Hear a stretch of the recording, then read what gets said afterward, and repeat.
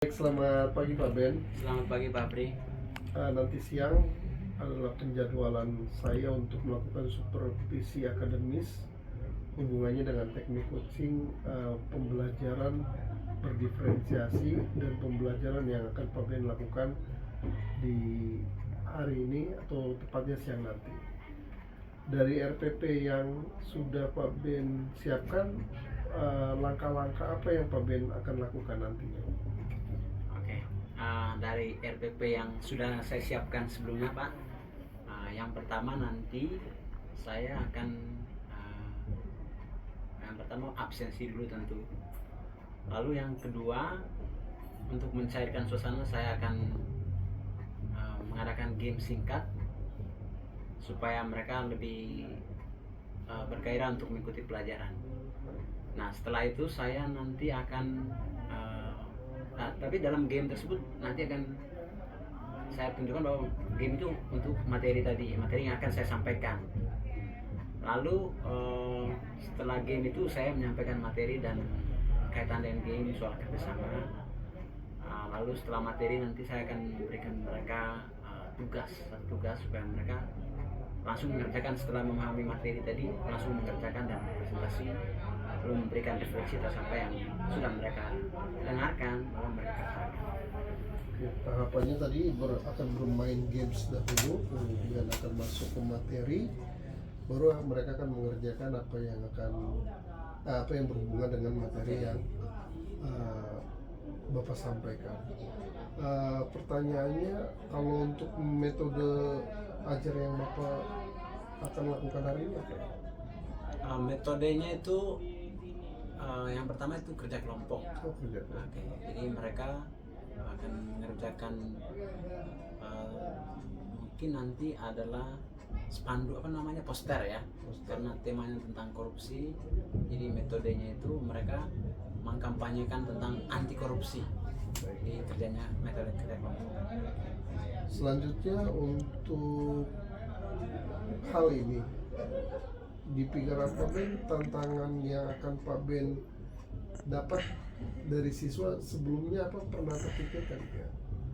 Tantangan yang mungkin akan dialami nanti kalau berdasarkan pengalaman sebelumnya ialah bagaimana menertibkan kelas. Tentu itu yang akan saya lakukan, bagaimana supaya efektivitas waktunya itu dapat. Saya menyampaikan game, lalu materi, lalu pengerjaan mereka sampai selesai dan sesuai dengan yang diharapkan, yang seperti di modul. Harapannya itu karena untuk bisa menertibkan siswa itu membutuhkan tenaga dan kadang-kadang waktu tidak tercukupi karena berusaha menertibkan siswa ini. Jadi tantangannya itu yang mungkin akan saya hadapi sebentar saat pelajaran. Jadi harapan saya bisa mengatasi tantangan itu. Baik, sekarang bicara tentang tantangannya, bahwa dalam pembelajaran kan pasti beda kelas, beda materi, kita pasti punya keunikan. Yang mana keunikannya itu sebenarnya sifatnya memperkaya kita kan, gitu kan. Dari faktor tadi menertibkan siswa gitu. Hal apa yang paling menonjol yang memang siswa hadapi yang membuat kadang siswa itu mungkin tidak konsen menurut Pak Ben? Oke. Yang pertama, hal yang membuat siswa itu seringkali tidak konsen ialah karena jam pelajaran sebelumnya ya, penggunaan HP ya. Jadi kalau sebelumnya sudah menggunakan HP, tiba-tiba di jam pelajaran kita tidak menggunakan HP, cenderung mereka kurang terlalu antusias ya. Jadi itu yang sering saya temukan, dan harapannya hari ini saya meminimalisir penggunaan HP supaya saya bisa mengkondisikan materi dan apa yang saya sudah rancang itu bisa terlaksana dengan baik. Lalu tantangan juga pada siswa yang sering saya temukan ialah bahwa kadangkala siswa itu minat untuk materi-materi tertentu itu memang cukup rendah. Misalnya mereka hobinya matematika, kalau guru matematika berarti senang, atau guru biologi atau apapun itu. Jadi kadang figur kita menentukan mereka bisa menerima pelajaran dengan baik atau mereka antusias nggak dalam pelajaran. Itu tantangan-tantangan yang sering saya temukan. Lalu yang ketiga itu tantangannya adalah bahwa mereka tidak terlalu siap ya untuk mengikuti pelajaran. Kadang ya ikut-ikut aja, sehingga itu yang sungguh-sungguh harus saya perhatikan supaya materi yang saya sudah siapkan itu bisa dapat atau diterima dengan baik.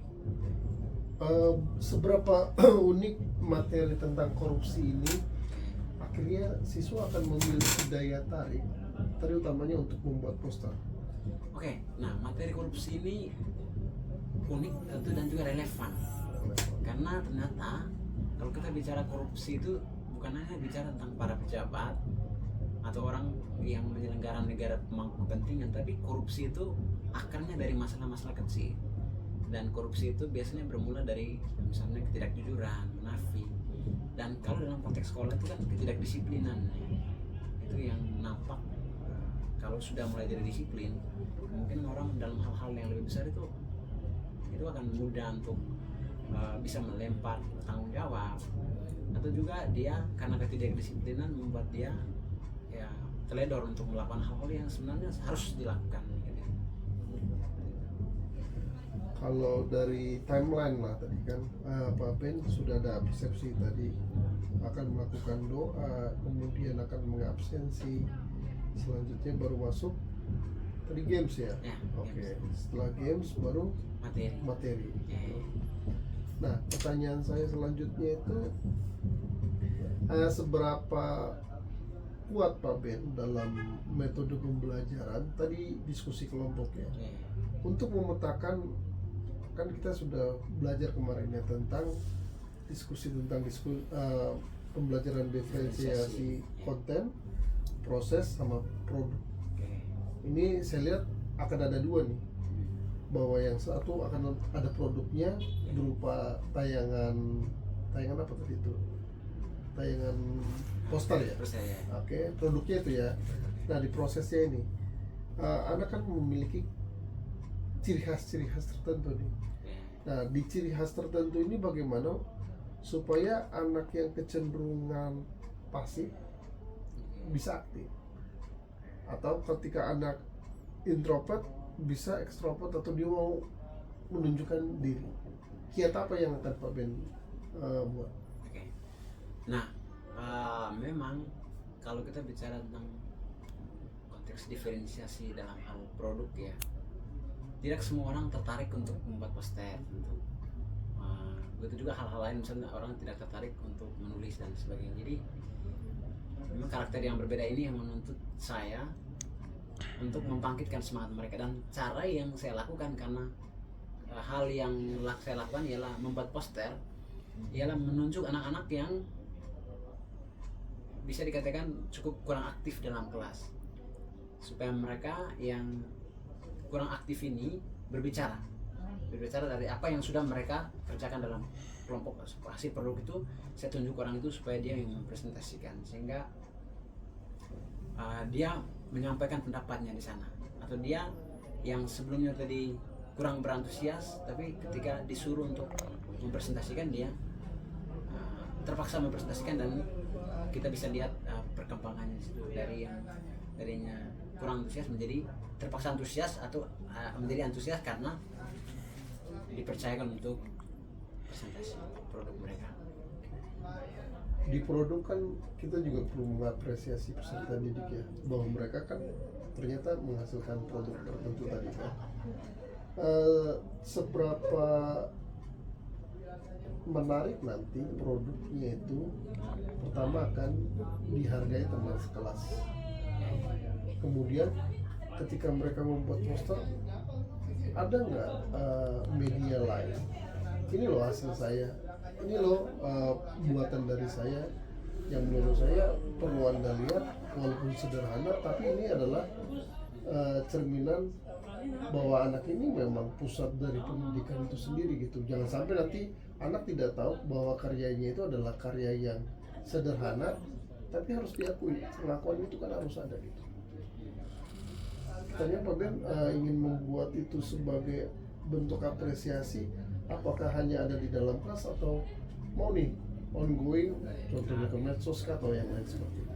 Nah, harapan saya itu adalah bahwa apa yang produk yang mereka hasilkan itu tentu yang berdampak ya, pertama kepada diri mereka sendiri, lalu kepada orang yang di sekitar. Nah, untuk bisa berdampak ini kan sebuah produk itu perlu penjelasan, ya, perlu hal-hal detail yang bisa dijelaskan dengan baik sehingga orang itu paham. Dan menurut saya produk yang dihasilkan oleh anak-anak ini patut diapresiasi karena dari segi kreativitas mereka kreatif untuk menciptakan ide baru, kalimat-kalimat baru, dan itu mendorong orang untuk berpikir juga sekaligus bertindak. Misalnya jangan korupsi, tetapi jangan ada yang menulis poster jangan korupsi. Tidak hanya di situ, tapi dia mengatakan bahwa kumpulkanlah pahalanya di bumi. Ya. Korupsi ternyata merusak dunia akhirat, tetapi dia kalau tidak korupsi berarti itu mengumpulkan pahala di bumi. Tapi ada kalimat yang menarik dan ketika itu disampaikan oleh anak-anak kepada teman-teman, mereka juga merasa tergelitik dan ya, teman-teman juga mengapresiasi dengan apa yang dibuatnya. Dan yang terakhir itu pertanyaan saya, tadi ujung Pak Ben itu akan melakukan refleksi gitu, bahwa refleksi itu adalah satu bentuk kesadaran bahwa mereka itu secara sadar apakah berada di satu ruang, takutnya dia belajar tapi dia tidak mengenali apa yang ada di pelajaran dia. Kalau yang Pak Ben akan buat refleksinya itu secara klasikal atau persen-persen tertentu kepada anak, dan ini apakah memang dilakukan setiap materi yang Pak Ben bawakan? Oke. Nah, biasanya saya selalu memberikan pesan gitu ya. Pesan itu sederhana sesuai dengan konteks materi yang dibawakan hari itu. Misalnya hari ini pesannya akan bahwa korupsi itu ternyata bukannya tentang, kita bicara korupsi bukan tentang para pejabat saja, tapi tentang diri kita sendiri yang kalau tidak jujur, curang, atau memaksakan kehendak itu masuk dalam kategori korupsi.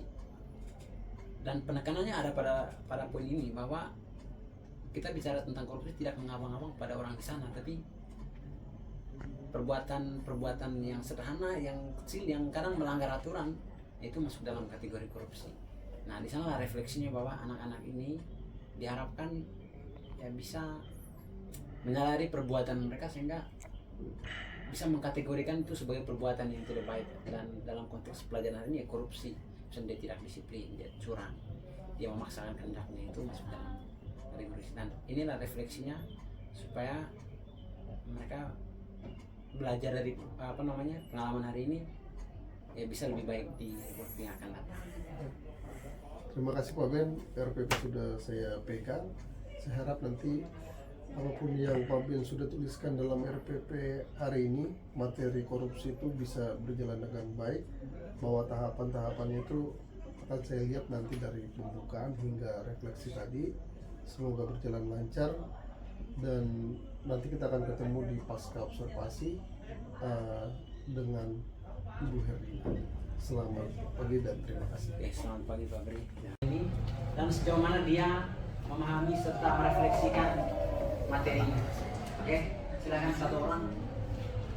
Nah, apa yang kalian pelajari dari materi kita hari ini dan refleksimu untuk kedepannya apa? Oke, satu orang. Kira-kira siapa? Charles. Charles. Charles silakan.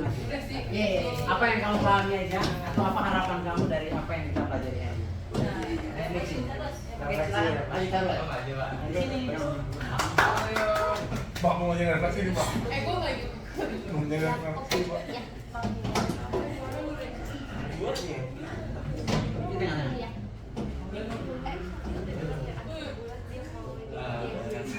Bener doang. Yang saya pahami hari ini tuh semuanya bola.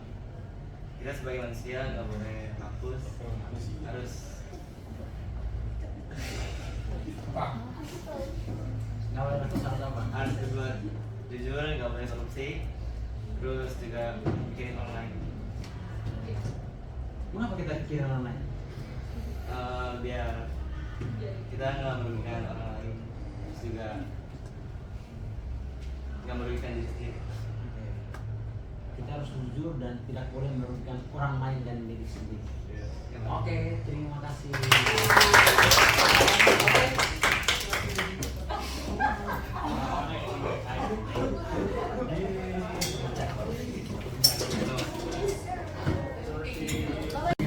Yang kita mulai kita absensi dulu ya.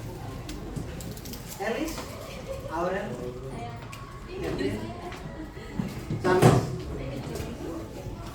Kire, Edo, Iya, Pak. Farel, Felix, Gisel,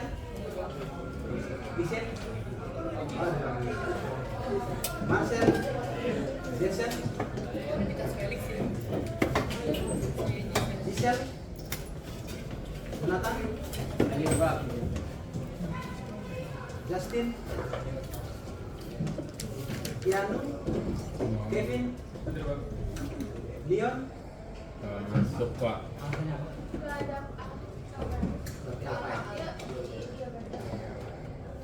Maria, Matthew, Maxi,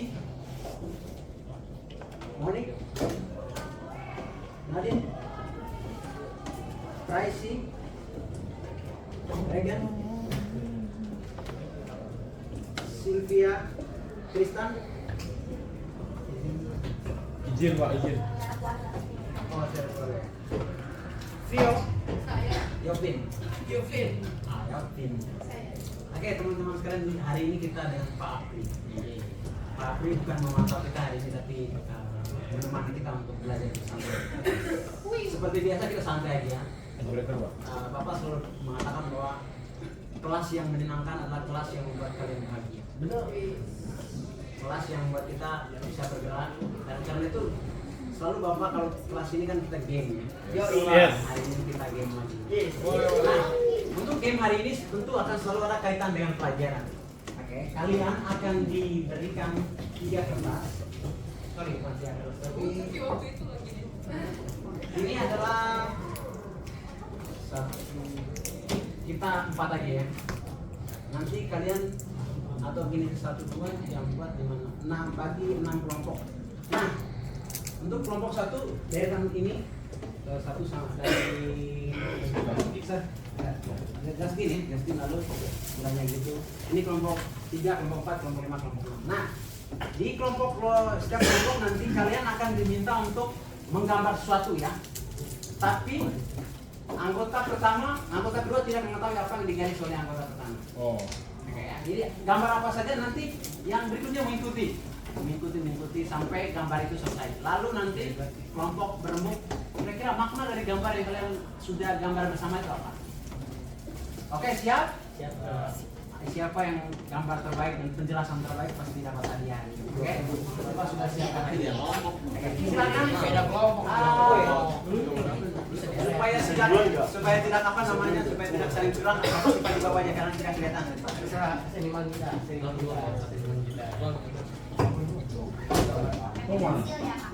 Pakai spidolin nanti. Iya.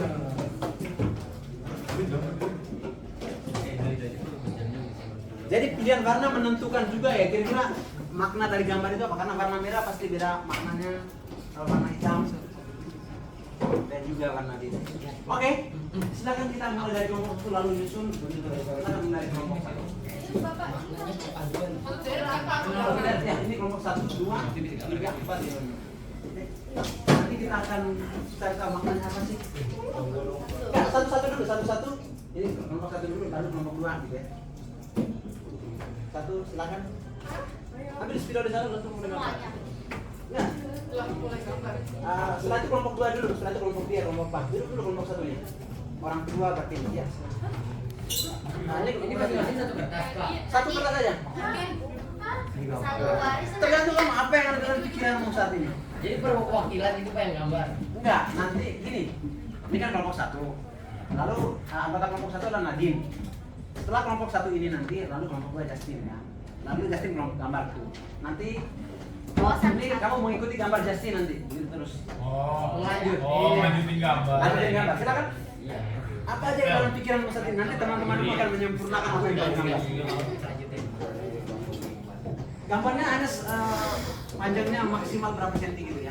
Kita coret aja misal gambar gini aja. Nanti teman-temanmu yang akan menyempurnakan kira-kira mereka paham nggak sih pikiran? Ya, boleh. Cepat. Waktu terbatas. Oke, silakan kelompok 2. Masuk kelompok 3 maju, ada 3 spidol di situ. Kelompok 3, ayo langsung. Kelompok 2, ini kelompok 2. Ini langsung ada spidol di sana. Enggak, bawa spidol. Warna hitam ada 2 di sini. Langsung kelompok Marcel. Langsung kelompok Matthew. Oke. Silakan. Marcel sebelah sini ya. Silakan lanjut ke kelompok berikutnya. Kelompok Manin. Felix. Melanjutkan seperti apa gambar dari Jason.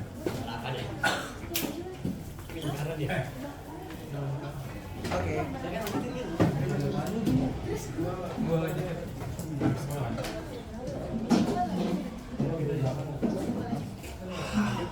Abang selalu bikin apa lu selalu iya tempat kain juga lama kali ya harus ya Buset, kayak banget gua tepak.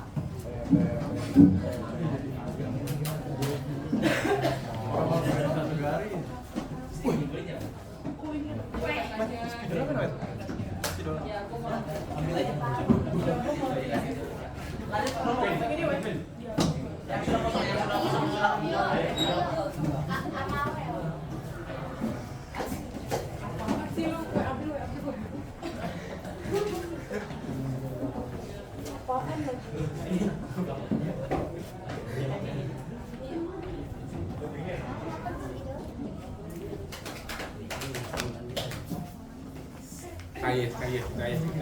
Saya Zuizu.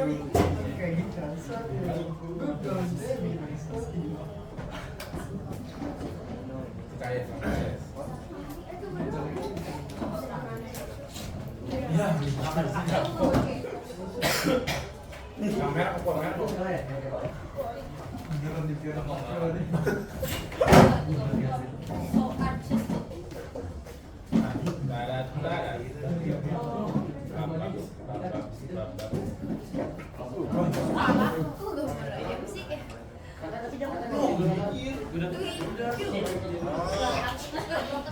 Pak, kalau udah semua orang lanjut lagi Pak. Lanjut lokal ya, sampai lokal.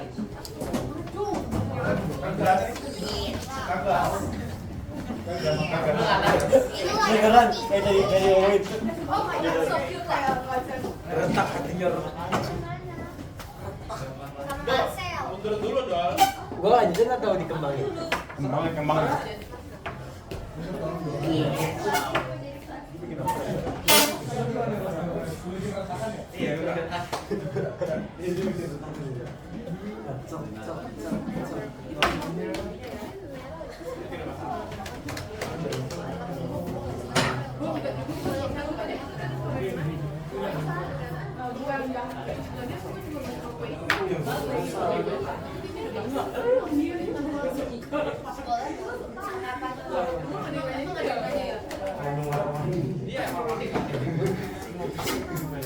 Ayam nasi jual 3.000-an nih.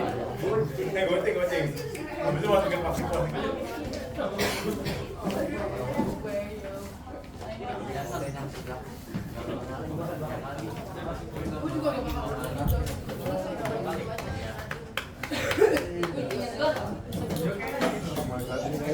Lagi panas banget ini.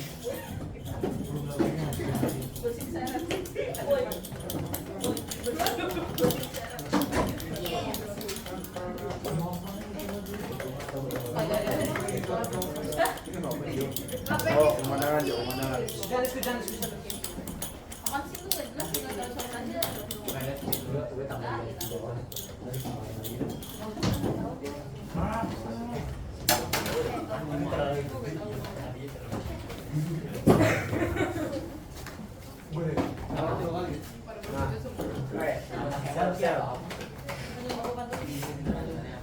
Masih di dalam hati ini loh.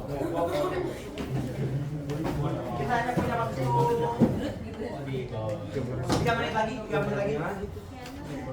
Maksimal 2 kali ya Pak? Ya maksimal 2 kali. Kalau Bapak itu kompor.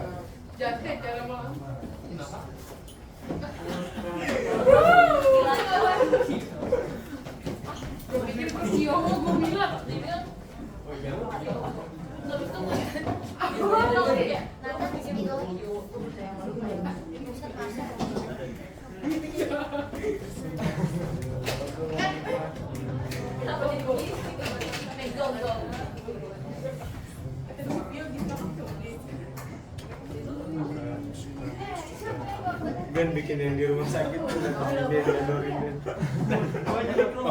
Gini aja terlalu tinggi.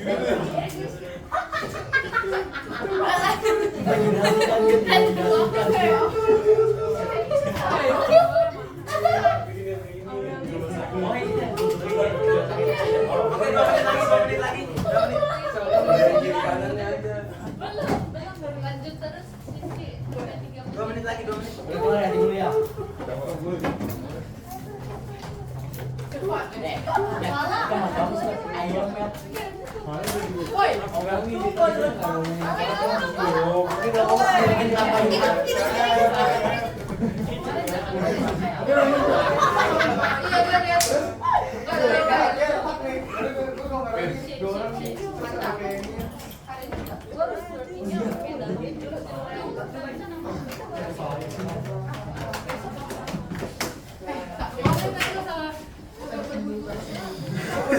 Ini Pak, karena tidak ada permasalahan yang Mas, gua udah dapat konsep lah. Oke, waktu kita. Pas semua Pak. ya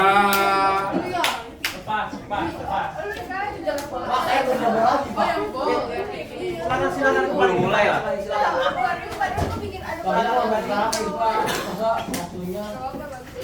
Oke, sekarang kelompok 1 kalian diberi waktu 5 menit untuk mendiskusikan kalian ini gambar apa dan penjelasannya bagaimana. Oke, cepat.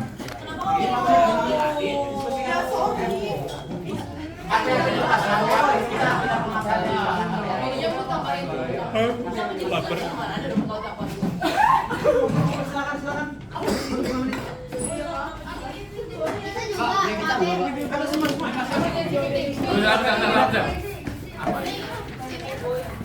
kok ambil video ya.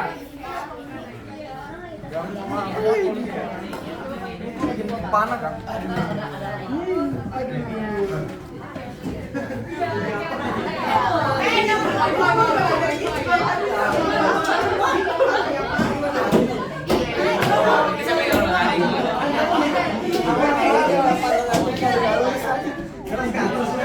Ceritanya kayak ini.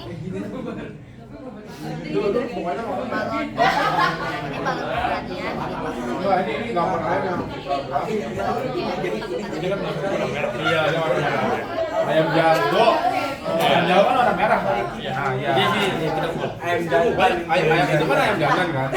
Jantan. Ayam. Nah, lu tahu sama sih yang pemandangan di pagar tuh ayam di sini berdiri. Lagi ngarep kerja, nah itu kayak ngapain dia tuh berani kerja. Ya, malah itu pokoknya ilustrasi kecil lah.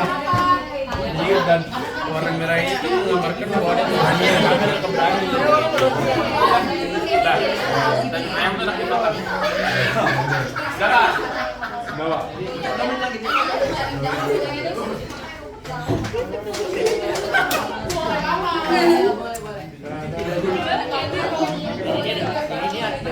Satu menit lagi. Itu tuh gue kan pilih-pilih kayak gitu kan. Gara-gara ada ininya, makanya masih kebalik. Udah sih, warnanya balu. Iya, ini siripnya kebalik. Kenapa sini? Kebalik. Krepes.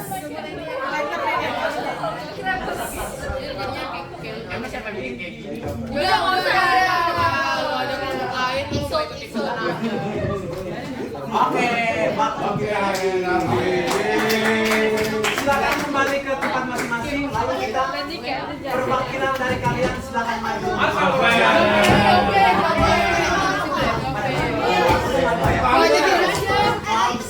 Gua aja dong sih. Silakan kembali ke tempat masing-masing. Silakan dari konsen. Kita konsen dulu. Coba dari kelompok kalian. Ayo, kasih tel.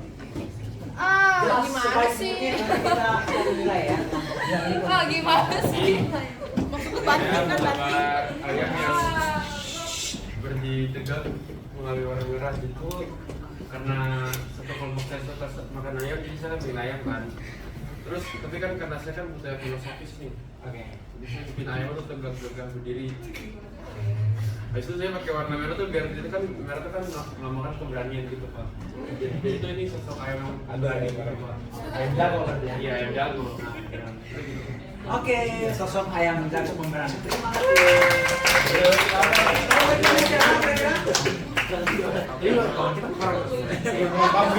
Kita sambung kelompoknya. Jangan. Felix. Nah, siapa yang mewakili? Tunjukkan ke teman-teman di gambarnya. Kebalik itu balik tuh. Kebalik. Jadi ini namanya si Gabon Junior, entah kenapa ya. Dia menggunakan sebuah baju untuk berdansa dengan acting coach. Udah gerakin tandain dong, gerakan. Praktekin dansa. Dia lagi berdansa kayak gitu Mbak. Maknanya dong.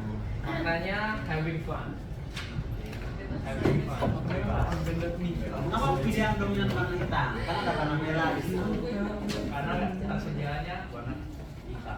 Bukan kan ada pilihan. Mengapa kalian dominan warna hitam tanpa ada warna merah? Karena hitam itu melambangkan apa dari kelompok kalian? Hitam itu melambangkan Hitam itu melambangkan kebebasan. Gitu kelompok ya, setuju? Setuju. Oke, terima kasih. Kelompok berikutnya kita tampilkan kelompoknya Moni.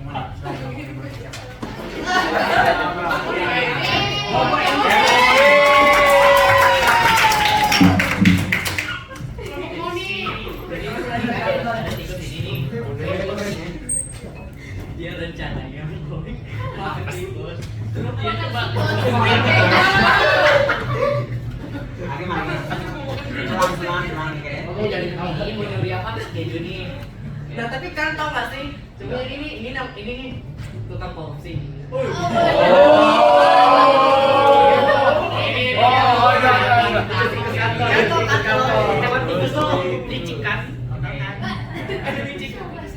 Jadi dia diam-diam makan ini apa kayak gini nih. Kayak korupsi ngambil musuh orang aja gitu. Kenapa? Terus kantor aja. Kan di sebenarnya di tikus kantor ini.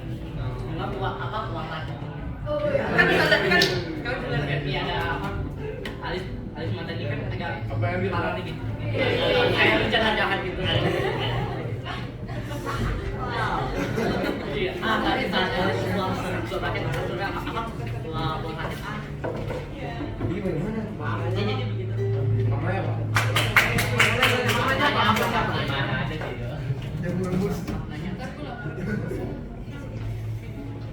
Selamat siang Bapak Ibu para siswa sekalian, mohon maaf mengganggu waktunya. Panggilan ditujukan kepada seluruh siswa kelas 10 untuk kembali berkumpul di aula. Sekali lagi kepada seluruh siswa kelas 10 untuk kembali berkumpul di aula. Karena kita akan melanjutkan sesi P5 kita. Terima kasih. Oke, lanjutkan. Jadi maknanya adalah jangan korupsi.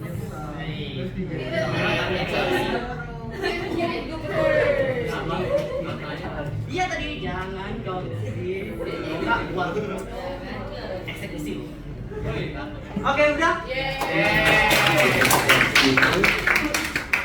silakan menunggu di kelas dahulu karena ada pengarahan dari Bu Sakti. Sekali lagi, khusus kelas 10 C berkumpul di kelas dahulu karena ada pengarahan dari Bu Santi. Siswa kelas 10 lainnya silakan berkumpul kembali di aula. Terima kasih.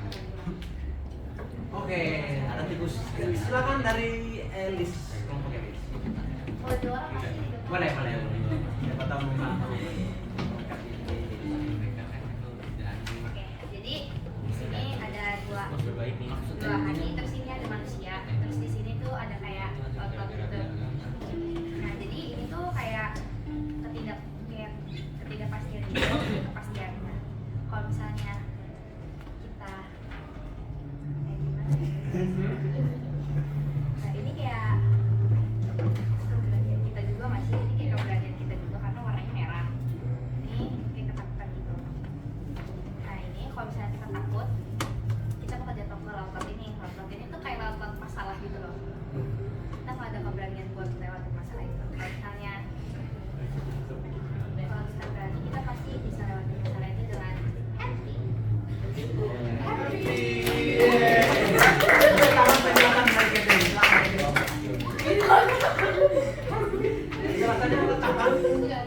Oh enggak, taman dari kita. Kita sebagai apa tadi? Teman saya dong. Masih yang kelompok yang belum? Iya, happy. Silakan kelompok yang belum. Masih. Dari mana sih? Ini Pak, yang belum. Pak ini, Pak. Kelompok meeting. Kelompok meeting. Bener ya? Serius. Satu dan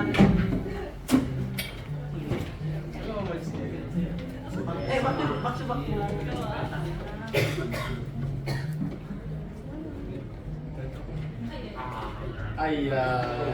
Ayah. Jadi ini ceritanya ada dua sepasang kekasih, satu sepasang kekasih. Terus di sini ada satu garis itu tembok itu maknanya beda iman.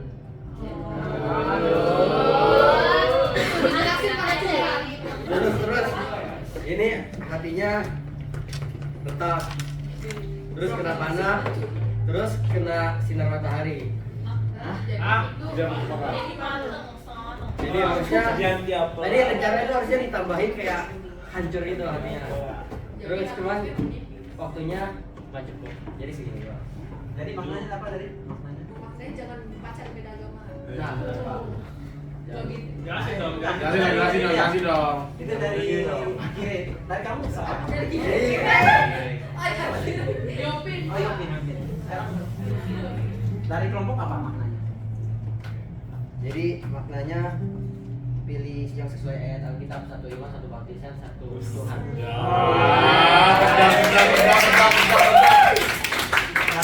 Oke. Ini kan luar biasa ya. Nah, mengapa Bapak menyuruh kalian untuk menyatukan? Mengapa Bapak menyuruh kalian? Maaf. Silakan. Yang terakhir.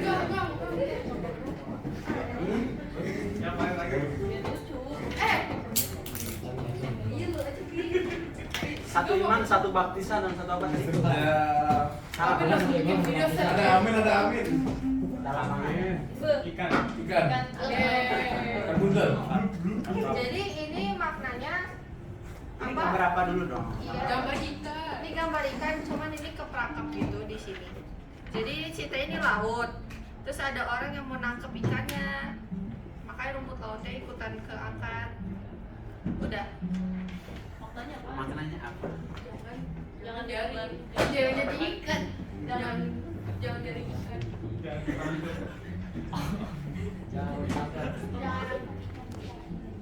Jangan menangkap ikan secara ilegal. Coba dalam konteks kita sehari-hari di sekolah gimana? Apa ya? Kita makan ikan.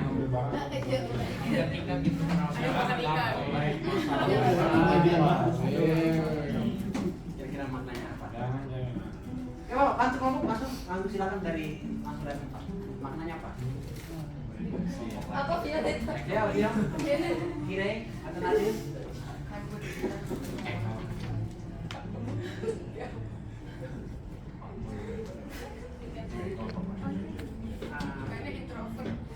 Oh, ikan introvert. Iya, jadinya dia terjebak terus di sini, jadi dia nggak bisa Dia nggak bisa keluar dari zona nyamannya Pak. Dia nggak bisa berinteraksi dengan sosial.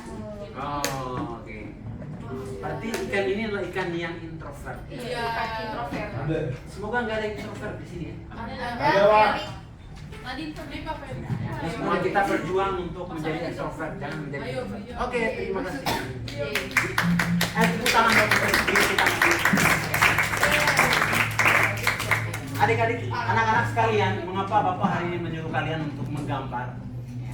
Karena tentu ada maknanya. Yang pertama, kita harus sadari bahwa ini adalah hasil dari banyak ide.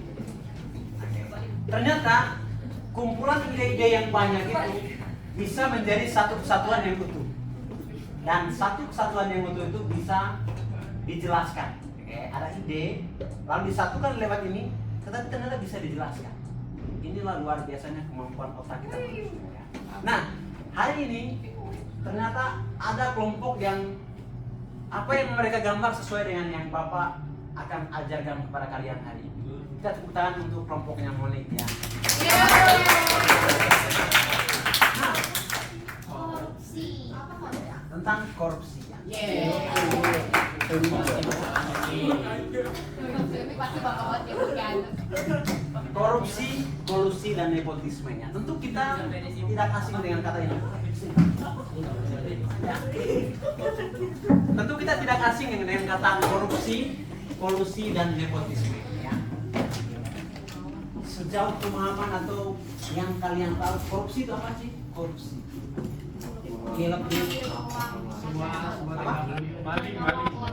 Menyolong uangnya siapa? Orang Orang yang bukan nyolong. kayak Ya, menyolong uang yang bukan miliknya. Iya benar.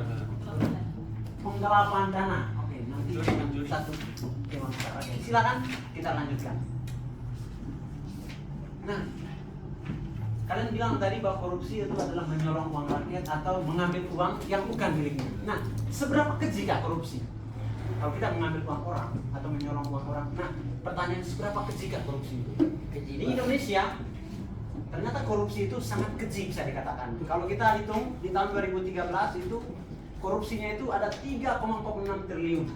Uang negara kita ini kita bayar pajak setiap hari tapi korupsinya 3,46 triliun. Lalu 2014 naik 10,6, berarti naik 3 kali lipat ya. 10,69. Pada tahun 2015 sempat turun ke 1,7 triliun. Tetapi 2016 naik lagi 3. Lalu 2017 naik ke 29. Seterusnya sampai tahun 2022 itu dia naiknya 48,79 triliun. Bayangkan kalau kita punya uang itu kayaknya satu uang ini pas nggak ya? Itu bisa membeli Pulau Bali mungkin ya. Satu Pulau Bali itu bisa dibeli dengan uang. Saking banyaknya ya uang yang dikorupsi diambil ya oleh pejabat-pejabat, tetapi kadang-kala oleh oknum-oknum yang bukan menjadi ASN. Nah, lalu seberapa keji kan? Tentu kalau kita mau tahu seberapa keji tindakan korupsi, kita harus tahu dulu apa itu korupsinya. Korupsi itu menurut akar katanya berarti perilaku menggunakan wewenang atau jabatan untuk memperoleh keuntungan pribadi sehingga merugikan kepentingan umum atau kepentingan negara. Merugikan ya, perilaku atau tindakan yang dilakukan untuk memperkaya diri sendiri tapi merugikan orang lain, merugikan negara. Oke? Lanjut. Nah, korupsi itu kalau berasal dari kata bahasa Inggris tapi turunannya bahasa Prancis, corruption. Korup itu artinya merusak, busuk dan sifatnya jahat. Jadi sesuatu yang sifatnya busuk, jahat, dalam arti istilah sesungguhnya itu disebut korupsi. Jadi sesuatu yang sifatnya buruk, yang tindakan-tindakan kejahatan itu masuk dalam kategori korupsi. Oke, jangan kalau sudah santai aja. Oke, kalian ke. Lalu bentuk-bentuk korupsi itu apa sih? Menurut Undang-Undang Nomor 20 Tahun 2001, korupsi itu kurang lebih dibagi menjadi 3 bagian. Oke. Yang pertama itu suap, menyuap, ya. Pemberian janji kepada seorang dengan maksud membujuk agar orang melakukan sesuatu dan penerima atas janji yang ditawarkan. Oke, misalnya misalnya saya ini seorang kepala desa, lalu saya ada masalah perebutan warisan dengan keluarga saya.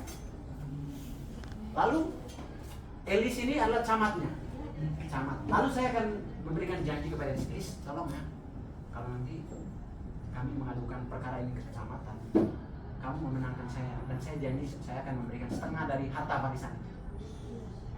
Jadi misalnya 5 miliar, berarti 2 miliarnya ke kamu. Itu kan janji ya, janji akan memberikan jika menang. Nah itu disebut suap. Tapi nanti dia akan ada bedanya dengan gratifikasi. Ya. Ingat kalau suap menyuap itu adalah janji yang diberikan. Oke, janji. Dan ada penerima janji tentu ya. Saya pemberi janji, Elis penerima janji. Kalau saya sudah memberikan janji dan penerima sudah menerima janji, itu masuk dalam kategori suap. Apakah ada contoh lain yang bisa serupa dengan hal demikian yang Bapak contohkan tadi? Misalnya ada perkara, lalu supaya memenangkan perkara tersebut saya janji ke orang, tolong dong nanti menangkan saya dalam perkara ini. Itu disebut kategori suap. Misal kayak memberi belakang itu ya, gambar itu jelas sekali. Coba memberi di bawah itu. Di atas kita ngomong janji tadi uangnya di bawah. Di bawah maksudnya itu dalam konteks janji ya. Belum diberikan, tapi janji nanti ya. Lalu kita ke berikutnya, penggelapan dalam jabatan. Kata awalnya tadi penggelapan dana ya. Kata lain kalau korupsi itu menurut undang-undang tadi itu penggelapan jabatan itu masuk dalam kategori korupsi ya. Menurut pasal 374 KUHP, Kitab Undang Hukum Pidana, korupsi itu adalah penggelapan itu adalah penggelapan yang dilakukan oleh seorang penguasa terhadap barang atau orang disebabkan karena ada hubungan kerja atau karena pencarian atau karena mendapat upah untuk itu. Oke, jadi penggelapan itu ada dua modelnya. Yang pertama penggelapan dana, mengambil uang, tetapi juga penggelapan dalam jabatan. Oke, misalnya gini, misalnya saya sebagai seorang direktur perusahaan, sebuah perusahaan. Jadi ada yang menyaingi saya untuk menjadi direktur. Oke. Jadi karena orang ini sebelumnya merupakan bawahan saya, jadi saya berusaha semaksimal mungkin untuk menekan dia secara mental atau psikologis supaya dia menyerahkan jabatan itu kepada saya. Oke. Baik itu secara sadar atau tidak sadar. Baik dia menekan secara mental, dia diberikan banyak pekerjaan sehingga dia merasa tidak dihargai dan sebagainya, sehingga orang itu kemudian memberikan jabatan yang dimilikinya kepada saya. Oke. Lain kalau penggelapan barang, misalnya sedang ada proyek pembangunan jalan tol, sebagian uangnya saya ambil. Itu masuk dalam kategori korupsi dalam penggelapan uang atau barang. Perhatian kepada seluruh siswa untuk segera berkumpul yang paduan suara di ruang auditorium. Sekali lagi, seluruh siswa yang paduan suara segera berkumpul di auditorium. Terima kasih.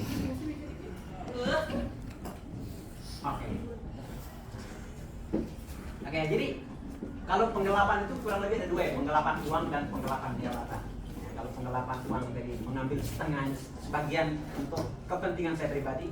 Lalu kalau penggelapan jabatan tadi mengambil jabatan orang yang sebenarnya menjadi pesaing saya dalam kekuasaan.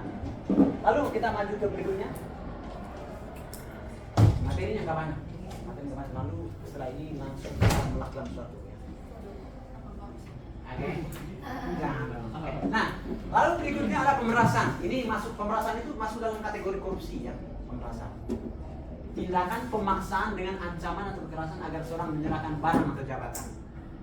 Ini kalau tadi penggelapan jabatan itu bisa secara psikologis, tekanan mental. Tapi kalau pemerasan itu langsung, ya. Misalnya dalam kategori, karena kita ini bicaranya kategorinya korupsi. Saatnya yang ke-9 dimulai. It's time to begin the news lesson. Oke, jadi kalau pemerasan itu ancaman yang langsung diberikan. Contoh saya dengan Sylvia, itu adalah pesaing dalam misalnya merebut kekuasaan tertentu. Jadi saya langsung terang-terangan mengancam, jika kamu maju nanti calon gubernur, saya akan membunuh keluargamu. Jadi itu masuk dalam kategori pemerasan. Oke. Lalu berikutnya, ini gratifikasi. Gratifikasi itu kalau kata sederhananya bisa diartikan sebagai pemberian uang atau barang sebagai ucapan terima kasih. Kita sering kan? Terima. Kalau misalnya kita ulang tahun, kita diberi apa kue, beri uang, atau beri apa gitu. Jadi dalam konteks yang lebih luas, apa yang kita terima itu disebut gratifikasi. Okay. Tetapi kalau kita sebut gratifikasi dalam dua makna ya, gratifikasi untuk hal-hal yang baik, tetapi gratifikasi kadang untuk hal-hal yang buruk. Nah, kategori gratifikasi dalam hal yang buruk kalau ya, setiap gratifikasi kepada pegawai negeri atau penyelenggara negara dianggap pemberian suap apabila berhubungan dengan jabatan atau berlawanan dengan. Oke, misalnya ya, ini ada kaitan tadi dengan suap sebelumnya. Saya sedang sedang berperkara dengan keluarga saya dalam perebutan warisan. Oke. Lalu misalnya Maksi memenangkan saya, lalu saya kemudian memberikan beberapa hadiah, entah uang atau barang kepada Maksi. Itu masuk dalam kategori gratifikasi. Kalau saya itu adalah seorang ASN ya, atau seorang penyelenggara negara. Oke. Itu merupakan tindakan yang langsung diberikan. Kalau tadi suap, boleh.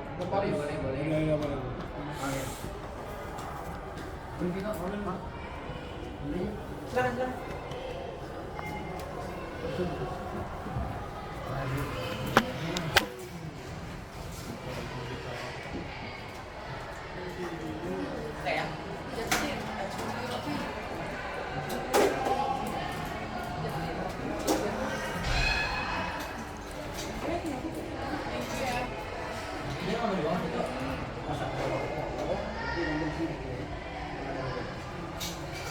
Oke, bisa lanjut. Kita tadi bicara tentang korupsi dan nepotisme. Lalu apa beda korupsi dan kolusi? Selamat siang semuanya. Jadi poster kita ini menuliskan korupsi membakar masa depan, hanya abu yang tersisa. Tidak ada nyaman jika di situ tidak ada keadilan. Apa yang kami dari kelompok anti korupsi. Intinya itu menggambarkan bagaimana korupsi menghancurkan harapan dan potensi masa depan sebuah bangsa, seperti api yang membakar sesuatu hingga habis. Korupsi dianggap merusak segala hal yang berharga dalam jangka panjang, baik dari segi ekonomi, sosial maupun moral. Setelah korupsi mengambil alih, yang tersisa hanyalah abu, yaitu simbol kehancuran dan ketidakberdayaan tanpa sisa nilai yang bisa dipertahankan atau dibangun kembali. Intinya korupsi menghancurkan masa depan dan meninggalkan kehancuran total tanpa harapan untuk diperbaiki. Betul. Kalau tidak ada nyaman jika di situ tidak keadilan, itu tuh kayak kan kalau misalnya yang korupsi tuh bakalan hidupnya nyaman gitu kan, enak gitu. Tapi walaupun kayak kehidupannya enak atau nyaman, tapi dia tuh tetap gak memberikan keadilan ke kita rakyat kecil gitu. Jadi jangan korupsi ya.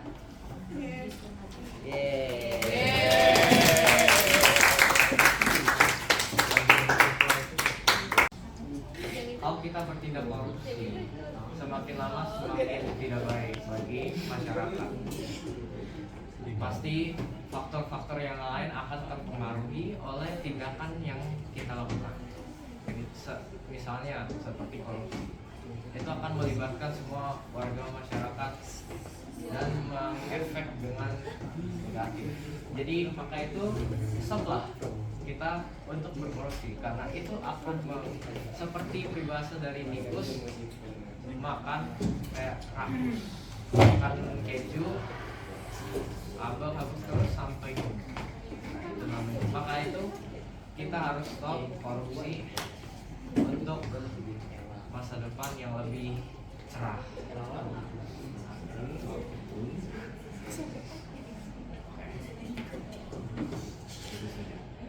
Silakan tambahannya. Ada tambahan? Dengarkan kan? Maka dari itu dari kami terima kasih. Indonesia bebas korupsi. Jadi kenapa saya memilih kanal ini? Karena menurut saya di Indonesia sudah banyak sekali koruptor-koruptor yang meresahkan. Seperti itu Mas Hana. Di sini juga ada. Kita juga salah satu contoh orang korupsi. Ya. Jadi contohnya Jakob korupsi ini tadi yang disiplin. Ya disiplin. Kadang-kadang korupsi merupakan itu bersama dan harus diantar sampai ke akar-akar yang bersama-sama ya. Apa Jakob? Kata-kata Jakob? Jangan korupsi. Jangan korupsi. Apa ya? Kenapa itu di situ korupsi merupakan musuh bersama dan harus diberantas bersama sampai ke akar-akarnya, karena korupsi itu berawal dari hal-hal kecil yang lama-lama tuh bisa besar gitu, kayak meluas gitu. Kayak contohnya kayak dari kita nggak disiplin waktu, itu hal-hal kecil. Terus kayak ceritanya nih, ini contoh ya, kayak kita pergi ke, kita disuruh mama beli barang, terus kasih duit segini, terus kita ambil kembaliannya, bukan dibalikin ke orang tua. Itu hal-hal kecil. Lama-lama jadi membesar. Sekian dari kelompok. Kalau nama dari sini? Apa? Nama? Sekian dari kelompok kami, terima kasih. Terus selanjutnya kita memakai orang berkepala tikus. Kepala tikus ini diibaratkan seperti tikus yang jorok dan suka. Tikus itu binatang pengerat yang secara umum dapat mendatangkan kerugian bagi kita sebagai manusia, karena dia suka ngambil misalkan barang orang tanpa sepengetahuan kita, kayak penyuri gitu.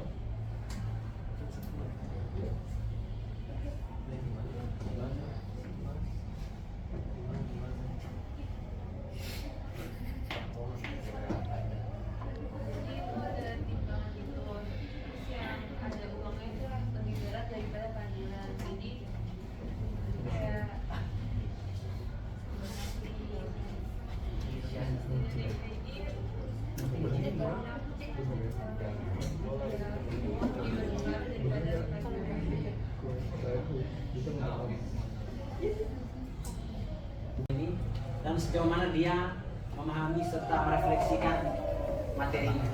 Oke, silakan satu orang. Nah, apa yang kalian pelajari dari materi kita hari ini dan refleksimu untuk kedepannya apa? Oke, satu orang. Kira-kira siapa? Charles. Charles. Charles silakan. Apa yang kamu pahami aja atau apa harapan kamu dari apa yang kita pelajari hari ini? Refleksi. Oke, silakan. Ayo Charles. Di sini. Pak mau ngomongin refleksi nih Pak. Gue nggak ikut. Ngomongin refleksi Pak. Ini dengan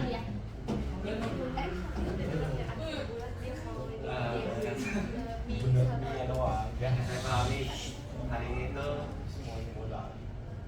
kita sebagai manusia nggak boleh hapus, harus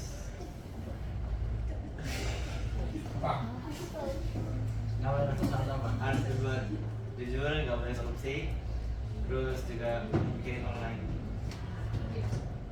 Mengapa kita bikin online? Biar kita nggak merugikan orang lain, terus juga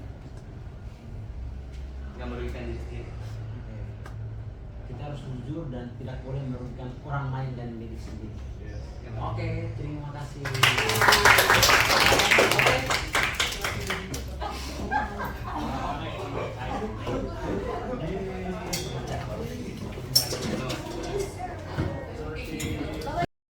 Selamat pagi Bu Dina. Pertemuan kita pagi ini kita akan mengulang hal yang sudah dilakukan 1 hari yang lalu, Pak Ben kemarin sebagai guru pengajar sosiologi sudah saya observasi, di mana kegiatan kemarin adalah supervisi akademik mapel sosiologi dengan tema korupsi kalau nggak salah. Irisan masalah sosial dan masalah tentang korupsi. Oh iya, masalah sosial, TP-nya mungkin tuh ya, tapi irisannya itu adalah tentang korupsi. Baik Pak Ben, dari hasil apa yang saya amati kemarin, di PRA itu kan Pak Ben mengatakan bahwa Pak Ben itu akan melakukan satu rangkaian kegiatan pembelajaran, baik di awal absepsinya ada, kemudian kegiatan inti dan di refleksi. Menurut Pak Ben, hal yang sudah Pak Ben penuhi kegiatan apa saja? Secara umum kegiatan apa yang sudah dirancang sebelumnya dan sesuai dengan apa yang kemarin berjalan dengan lancar, berjalan sesuai dengan yang diharapkan. Di awal saya melakukan apresiasi melalui pertanyaan apa yang kamu tahu tentang korupsi, lalu saya memancing mereka dengan satu pertanyaan kemarin. Saya bilang korupsi itu begitu keji, kita mau apa dengan ini, dan saya menampilkan data-data, lalu kemudian mereka mulai menjelaskan menurut kami korupsi itu perlu dihilangkan. Ada satu anak perempuan bilang korupsi itu nyolong uang gitu yang bukan punya kita, dan itu juga yang menjadi pintu masuk saya masuk dalam materi. Lalu kemarin kan kita ada game, dan di dalam game itu kayak amat itu yang menarik menurut saya tuh. Game itu ternyata ada anak yang mengangkat tema itu. Nah, sehingga itu kemudian saya kemarin memberikan tepuk tangan dan saya mengatakan mereka ini sebagai kelompok terbaik karena seolah memahami materi yang akan dipelajari, dan memang kita bicara tentang korupsi, mereka saat menggambar satu game itu justru menggambar tikus kan kemarinnya. Jadi masuk di materi korupsi. Baik, ada games yang ternyata di luar dugaan Pak Ben ya, dan saya melihat aktivitas itu memang anak disuruh maju ke depan, diberikan 3 spidol dengan 6 kelompok kalau nggak salah saya lihat. Setelah itu mereka hanya membuat satu irisan-irisan garis yang akhirnya membentuk gambar. Nah, menurut Pak Ben itu terlepas tadi sudah ada anak yang menggambar tikus tadi ya sebagai gambaran yang masuk ke materi. Ada nggak kesulitan ketika anak mencerna arahan dari Pak Ben tentang permainan games tadi? Nah, kesulitan itu yang saya temukan kemarin itu menggambarkan, saya hanya minta kamu membuat satu irisan gitu ya.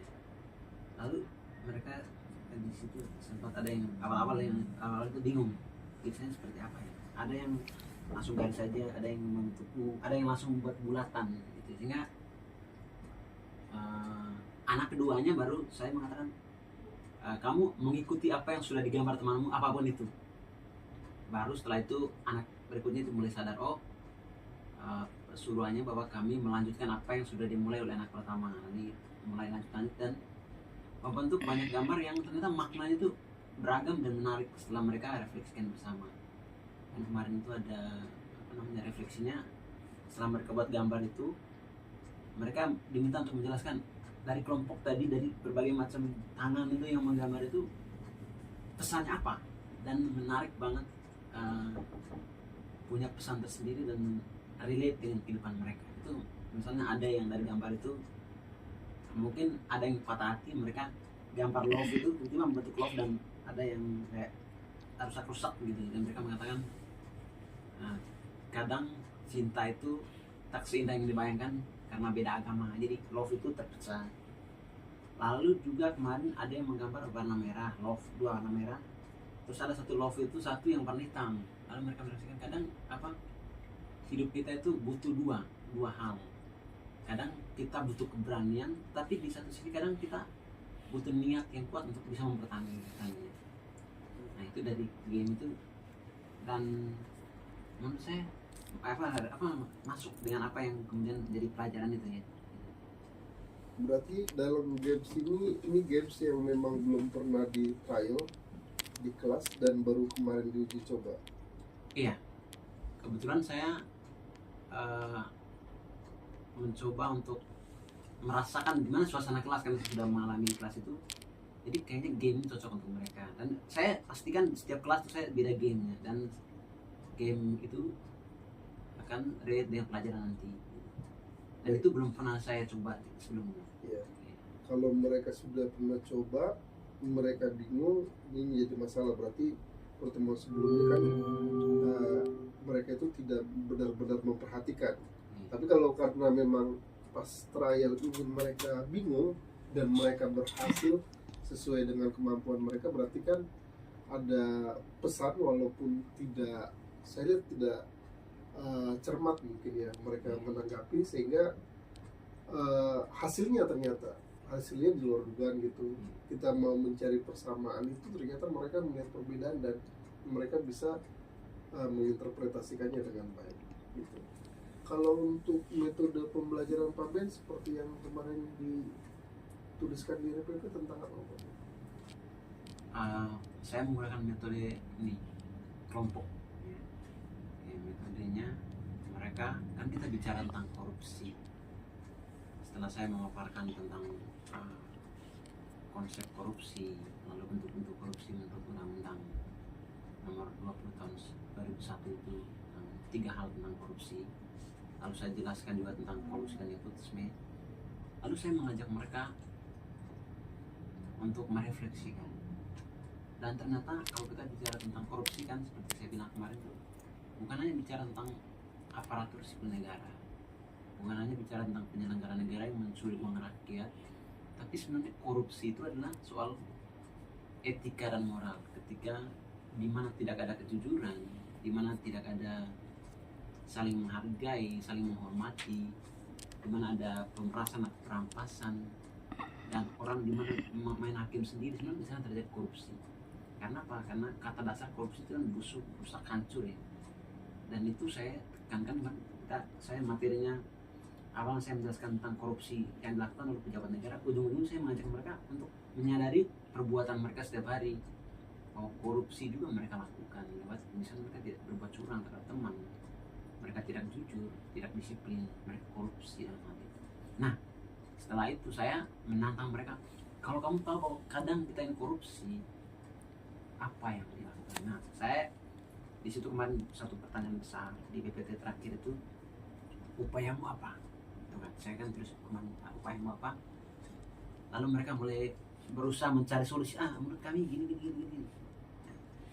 Lalu saya setelah itu saya langsung mengatakan, sekarang kamu tahu bahwa kadang kamu korupsi, lewat hal-hal tadi buat satu kampanye anti korupsi ya. Dan itu coba kamu relatekan dengan kehidupanmu, lalu apa yang akan kamu hasilkan lewat kampanye singkat itu, nah bisa kamu jelaskan kepada teman-teman. Lalu kemarin, disitulah kerja kelompoknya itu mulai. Setelah saya materi kurang lebih 15 menit, lalu mulai kerja kelompok, mereka membuat satu poster singkat gitu ya, tentang bagaimana sih upaya untuk mengatasi korupsi. Lalu mereka buatnya di Canva, dan syukur Canvanya yang berbagi, sehingga mereka kerjasama. Ada yang menulis, ada yang membuat gambar, dan itu bisa melakukan bersama-sama. Saya lihat, saya mengamati juga mereka kerja kelompok bersama. Lalu setelah itu apa yang sudah mereka gambarkan itu mereka jelaskan. Dan itu mereka dari awal mendapat makna, dan di tengah setelah mendapat pelajaran itu mereka refleksikan juga, ternyata makna juga dalam dari hasil gambar mereka. Baik, sebelum mereka ke kerja kelompok, kita kan mengetahui pembelajaran kita kan ada berdiferensiasi. Ada yang konten, ada yang produknya, ada yang prosesnya. Untuk memetakan gitu, supaya tidak terjadi, atau bagaimana metode Pak Ben itu, katakan ini adalah kelompok kinestetik gitu. Yang mana kalau kinestetik kan akan bergerak terus gitu. Kemudian ini kelompok auditori, ada kelompok visual. Pak Ben itu menyatukan mereka dalam suatu komunitas sama atau sengaja memecah? Metodenya kemarin bagaimana untuk? Nah, saya mengamati memang oke. Nah, ini menarik karena saya belajar sosiologi ini awal-awal saya sudah petakan, dan pelajaran pertama waktu itu saya mengirimkan satu form dan mereka mengisi supaya saya tahu anak ini kemampuannya di kinestetik, visual atau audio visual.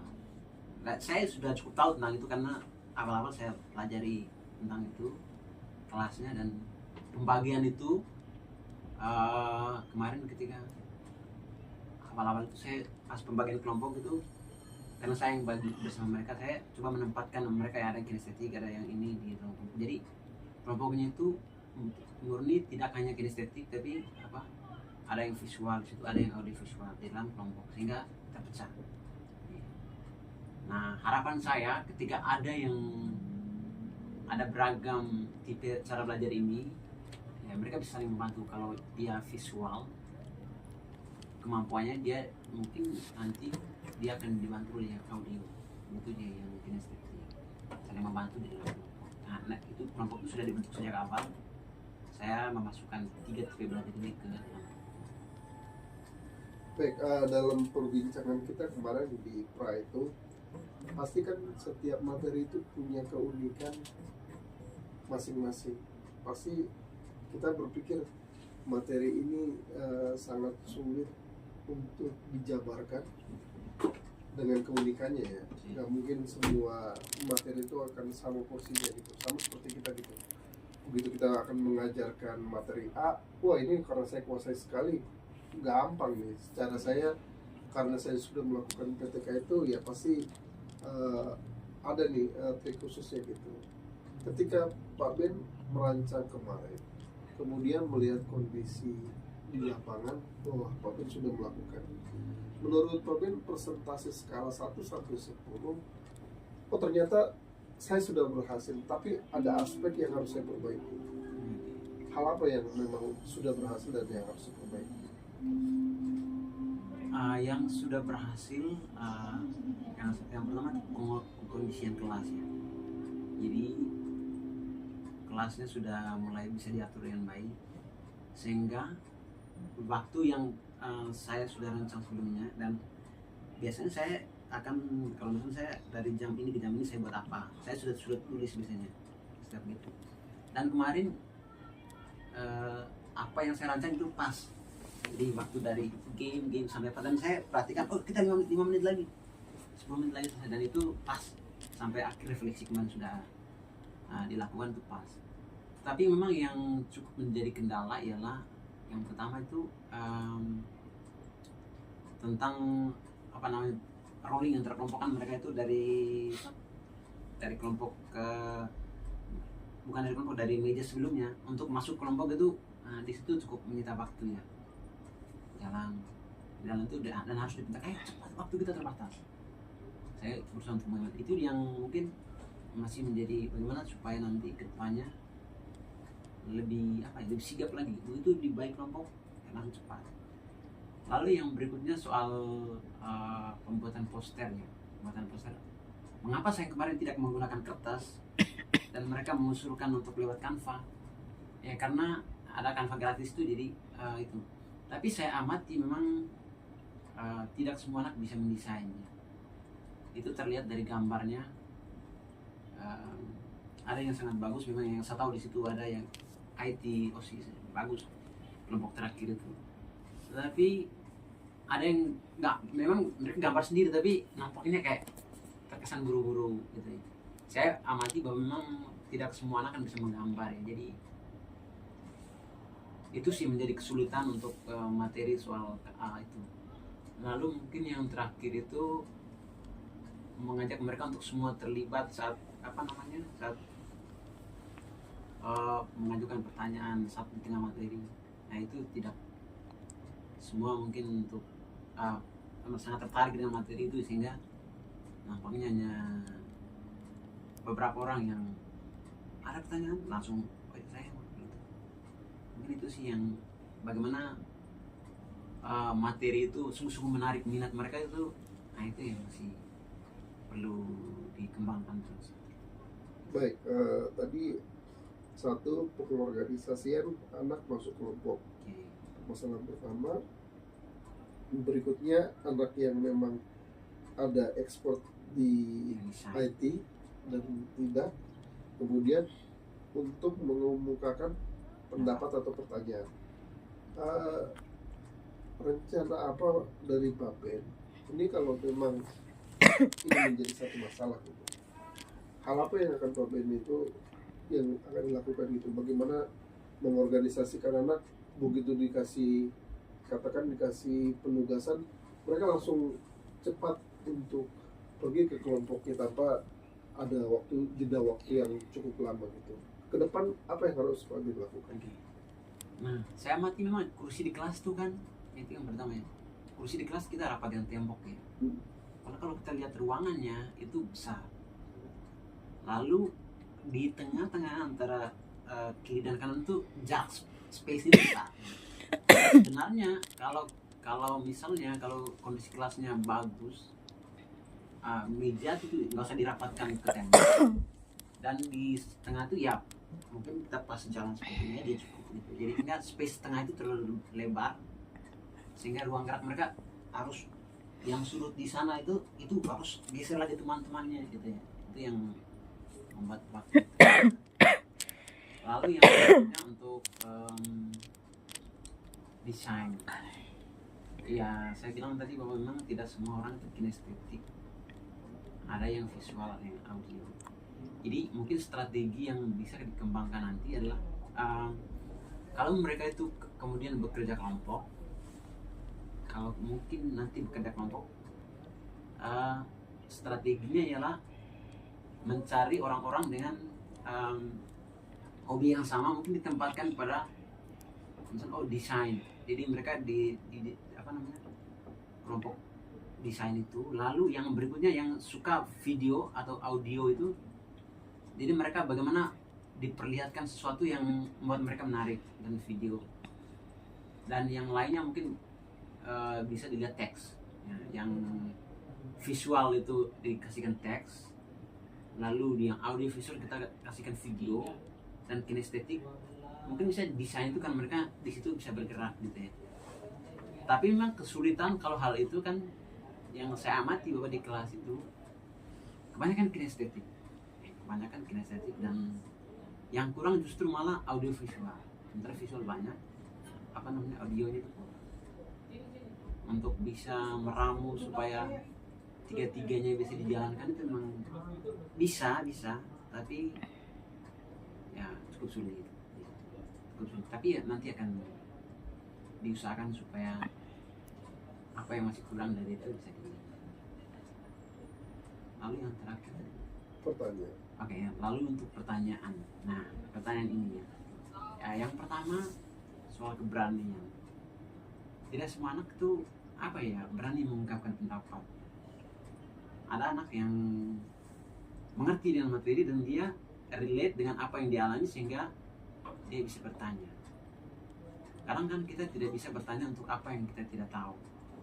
Jadi sesuatu yang disampaikan oleh saya misalnya materi kemarin, saya yakin bahwa mereka tidak sungguh-sungguh memahami karena baru pertama kali dijelaskan. Jadi mereka tidak mungkin bertanya dari apa yang mereka tidak tahu. Jadi untuk membangkitkan semangat itu mungkin yang akan coba saya bisa kembangkan ke depannya lah bagaimana di tengah-tengah materi itu saya memutar video ya. Bagaimana tentang korupsi itu yang kurang, dan memang gambarnya saya selalu sudakan misalnya kalau memeras itu gambarnya seperti ini dan ada penjelasannya. Saya berusaha menjelaskan detail, tapi ya kalau kita berpatok pada 3 model belajar tadi, video tuh kayaknya penting supaya anak yang mungkin kinestetik atau visual dia bisa, atau yang audio visual bisa melihat. Berarti mulai kapan nih Pak Ben? Ketika memang sudah tahu potensi untuk organisasi ini, kan tadi carut-marutnya begitu lama gitu kan. Kemudian tadi Pak Ben sudah mengemukakan beberapa poin strategi yang saya lakukan ini. Mulai kapan Pak Ben akan melakukannya? Yang pasti pertemuan hari ini dan kesadaran saya akan kelemahan yang masih saya miliki untuk kedepannya, saya akan memulai ya, karena hari ini saya akan belajar lagi dan coba memperbaiki apa yang masih kurang. Harapan saya mulai minggu depan saya sudah lebih lagi untuk lebih mempersiapkan terutama video-video atau hal-hal apa yang membangkitkan semangat mereka sehingga keaktifan kelas itu cukup terasa. Lalu untuk suasana kelas saya berusaha untuk lebih mengkondisikan supaya apa yang sudah dirancang sesuai dengan tujuan pembelajaran itu bisa tercapai. Di terakhir ya, tadi kita sudah bicara di awal tadi, kemudian di inti sudah bicara tentang mengulas kegiatan Pak Ben. Di terakhir itu saya lihat ada refleksi yang Pak Ben berikan itu, dan refleksi yang memang Pak Ben berikan itu adalah personal, tidak klasikal untuk semua gitu. Ini memang terjadi pada hari itu saja atau memang konsepnya dari awal memang seperti itu gitu? Kenapa refleksi itu tidak kepada mereka semua? Oke, nah kalau refleksi kemarin itu memang personal dalam arti kan yang satu anak itu ya. Yeah. Oke, anak itu yang saya coba ini. Yang pertama saya ingin melihat sejauh mana dia memahaminya, sejauh mana dia memahami, dan saya percaya bahwa kalau anak sendiri yang menyampaikan pendapatnya di hadapan teman-teman, mereka kayak misalnya kayak semangat gitu ya, apa euforia mereka ketika mendengar sendiri dari teman-teman, dari temannya itu seringkali terlihat mereka lebih tertarik gitu ya, dibandingkan kalau kita kan mungkin saking sering kita mereka mendengar kita, jadi kalau ada teman tertentu yang menurut mereka lucu, menurut mereka apa namanya jadi primadona di kelas, kalau dia menyampaikan sesuatu ini. Dan saya memilih anak itu kemarin untuk menyampaikan refleksi terakhir dan lalu saya tutup itu ya karena saya ingin mengetahui ya sejauh mana mereka memahami materi dan apa refleksi ya, serta harapan mereka dari setelah mendengar materi itu. Memang tidak secara klasikal, tapi harapan saya dengan apa yang sudah disampaikan oleh anak itu teman-temannya bisa memahami gitu ya. Dan itu juga karena waktu juga kemarin sehingga tidak banyak yang bisa disampaikan. Baik, jadi kita kemarin saya sudah melakukan supervisi kelas bahwa kelas Pak Ben saya anggap baik dalam menyajikan, ada suasana pembelajaran, utamanya suasana kelas adalah suasana pembelajaran yang baik. Di dalamnya ada anak yang memang melakukan kegiatan, dan saya lihat kemarin Pak Ben itu memang menitik beratkan bagaimana supaya anak itu sebagai pusat pembelajaran gitu. Dikesampingkan bahwa kita adalah orang yang sangat mengetahui, ya sebenarnya kita fasilitator gitu.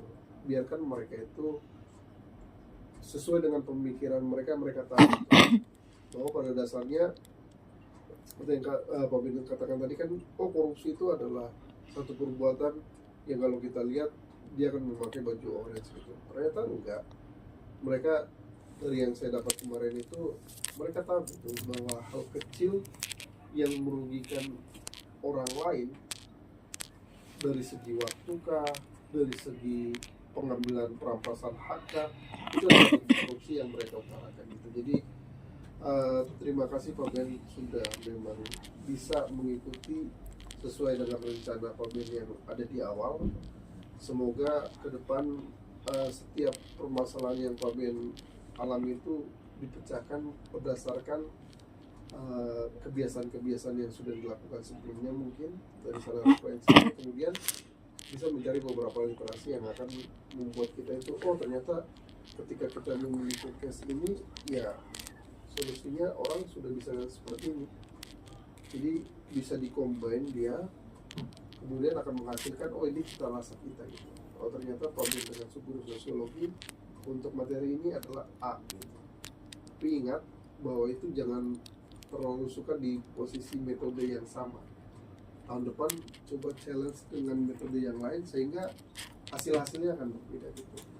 Kemarin kita bicara tentang bagaimana mereka membuat poster. Mungkin yang lain nanti akan ada hal-hal yang berbeda ketika Pak Ben lihat guru lain mengajar, oh kok bisa ya mereka itu membuat sidang tentang korupsi, dia mengambil peran, ada yang sebagai hakimnya kah, dan itu kan akan keluar dari disiplin ilmu lainnya gitu, bahwa tidak hanya sosiologi yang bermain peran di sana, tapi pelajaran PPKN bisa, kemudian bahasa Indonesia bisa, sehingga anak akan bermetakognitif gitu, jadi berpikirnya tidak hanya itu saja gitu. Jadi selamat Pak Ben sudah memang bertanggung jawab ya dalam melaksanakan kegiatan pembelajaran di kelas 11D dengan materi permasalahan sosial ya, permasalahan sosial dengan turunan topiknya adalah korupsi. Jadi semoga apa yang memang sudah kita diskusikan bisa dimengerti dan ke depan bisa dijalankan. Mungkin dari Budi menambahkan sedikit.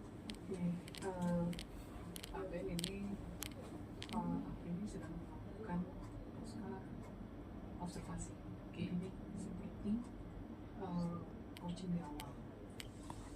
Kalian mungkin perlu saya tahu adalah bagaimana perasaan Pak Ben ditanya-tanya tadi kok sama Pak Ben.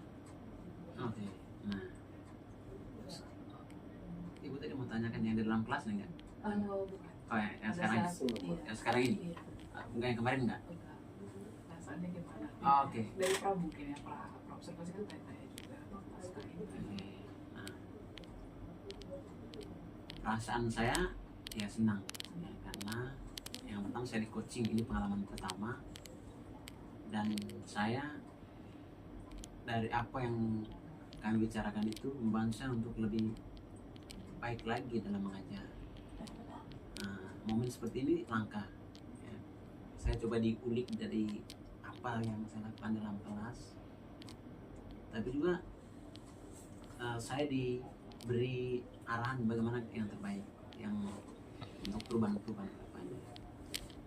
Lalu berikutnya, menurut saya kalau observasi ya momen seperti ini bagus ya, supaya menambah wawasan juga, terutama perbaikan sih ya, perbaikan agar lebih baik lagi.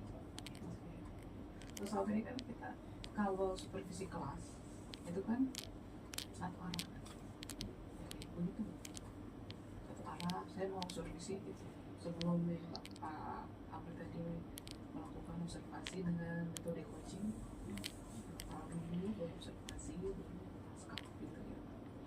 Selama ini yang kalau dari pengalaman Pak Ben, apakah ada sesuatu